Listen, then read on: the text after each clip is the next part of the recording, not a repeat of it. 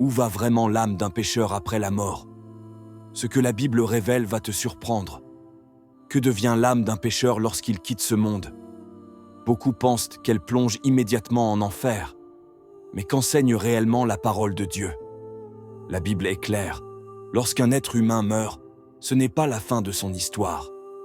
Hébreux chapitre 9, verset 27 déclare: « Il est réservé aux hommes de mourir une seule fois, après quoi vient le jugement. » Chaque âme devra se tenir face à Dieu pour rendre compte. Jésus lui-même a raconté une parabole marquante, celle d'un homme riche qui, après sa mort, s'est retrouvé dans un lieu de tourment appelé Hadès, tandis qu'un mendiant nommé Lazare fut conduit dans un lieu de paix. Cela ne signifie pas que l'âme du pécheur est envoyée immédiatement dans l'enfer éternel.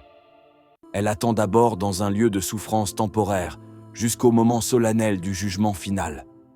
Ce jugement, décrit dans Apocalypse chapitre 20, versets 11 à 15, est le moment où les livres seront ouverts. Chaque être humain sera jugé selon ses œuvres. Et si son nom n'est pas inscrit dans le livre de vie, alors son destin est l'étang de feu, la séparation éternelle, douloureuse, loin de la présence de Dieu. Mais la bonne nouvelle, c'est que la grâce est encore accessible.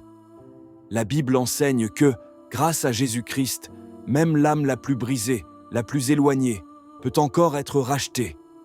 Il suffit d'un pas vers lui pour que la condamnation fasse place à la vie éternelle. Ce message t'a parlé. Alors ne reste pas dans le doute.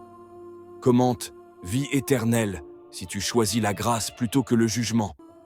Et abonne-toi pour recevoir d'autres vérités bibliques qui éclairent ce que beaucoup préfèrent ignorer.